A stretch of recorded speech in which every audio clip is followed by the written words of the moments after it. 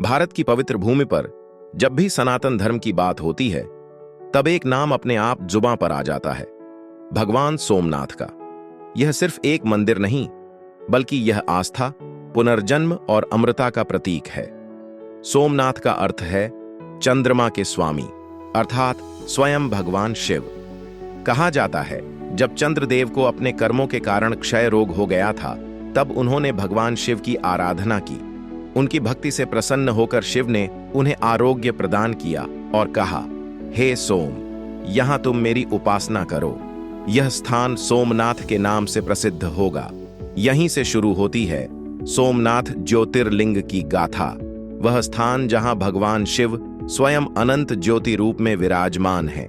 यह 12 ज्योतिर्लिंगों में प्रथम और सर्वश्रेष्ठ माना जाता है।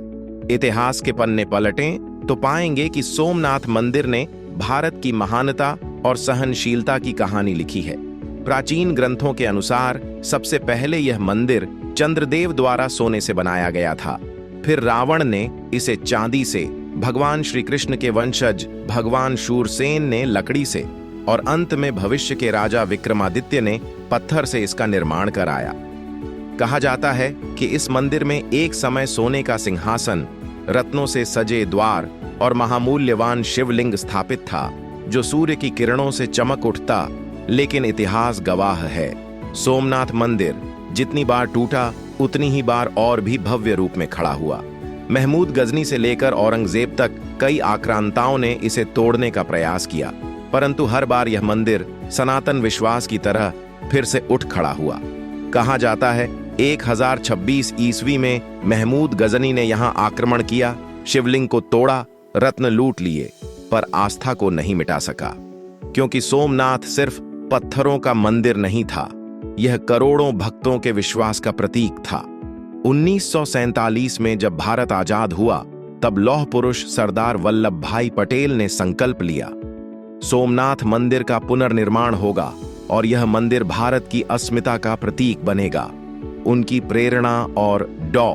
राजेंद्र प्रसाद के आशीर्वाद से 1951 में नए सोमनाथ मंदिर का उद्घाटन हुआ। आज यह मंदिर सागर किनारे उसी शान से खड़ा है जहां लहरें उसकी परिक्रमा करती हैं और हवाएं शिव नाम गाती हैं। सोमनाथ मंदिर के गर्भगृह में स्थित शिवलिंग के ऊपर से हर दिन सूरज की पहली किरण पड़ती है, मानो स्वयं सूर्यदेव भी भगवान सोमनाथ को प्रणाम करने आते हों।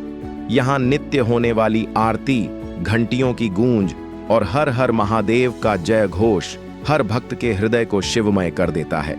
माना जाता है जो व्यक्ति श्रद्धा से यहाँ दर्शन करता है उसके सारे पाप नष्ट हो जाते हैं और आत्मा को मुक्ति का मार्ग मिलता है। सोमनाथ सिर्फ एक मंदिर नहीं, यह भारत की आत्मा है जो हमें सिखाता है कि विनाश चाहे जितनी बार हो, पुनर्निर्माण अवश्य होता है। जैसे लहरें बार बार आती हैं, वैसे ही सोमनाथ की महिमा भी सदैव अमर है। तो आइए श्रद्धा से नमन करें उस ज्योतिर्लिंग को जहां से सनातन धर्म की शक्ति आज भी प्रकाशित हो रही है। कहते हैं जिसने सोमनाथ का नाम लिया उसके